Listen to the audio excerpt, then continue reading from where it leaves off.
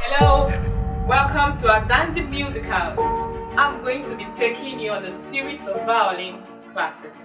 For today's lesson, we are going to be talking about the parts of the violin. First of all, what is the violin? The violin is a Western musical instrument that is made up of what? Strings. So I'm going to be taking you today on the topic that has to do with the parts of the violin. So the first part of the violin we are going to talk about today is the head. This part is called the head or the scroll. You have the tuning pegs.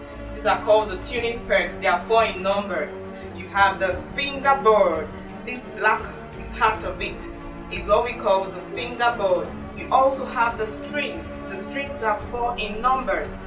And they have different names attached to it. The first is the E string, the second is the A string, the third is the D string, and the fourth is the G string.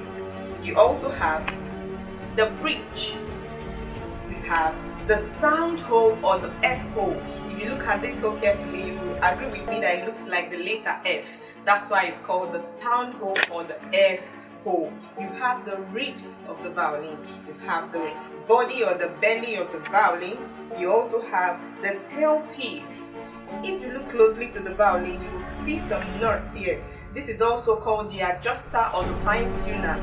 You use it to adjust microtones. You use it to adjust sounds when you finish tuning. As we advance, you get to know better the work or the aim of an adjuster. So this is called the chin rest.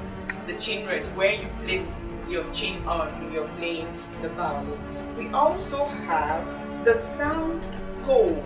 The sound hole is actually a stick that looks like a pole you find inside of the violin. If you have your violin with you, you can take a look at it. It's quite inside. You just have to slide a bit for you to get to see the sound hole. Over here, I also have what we call the shoulder rest.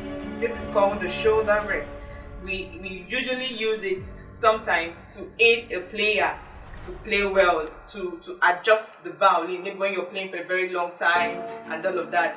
Even the beginner also can use the shoulder rest, but sometimes it's been advisable you try to play with and without the shoulder rest so that you don't get stuck when the shoulder rest is not there, and you get to play better when it is there. The next item we are going to be talking about today is the bow. The bow has various parts. The first part of the bow is the screw. This tiny knot you have here is the screw. You have the frog, you have the stick, you have the hair. Sorry, I can't touch it because I've used the rosin on it. In our next class, we'll be talking about care and maintenance of the violin. I'm going to explain why I am not permitted or why I shouldn't touch the hair. You also have the tip of the violin. This is the screw, the frog, the stick, the hair, and the tip. I hope you understand. These are the parts we have. Or these are the parts of the violin and the parts of the bow. Thank you very much. Hope you understand the class. But if you don't understand, please drop your question in the comment section and we'll be happy to answer it. Thank you very much.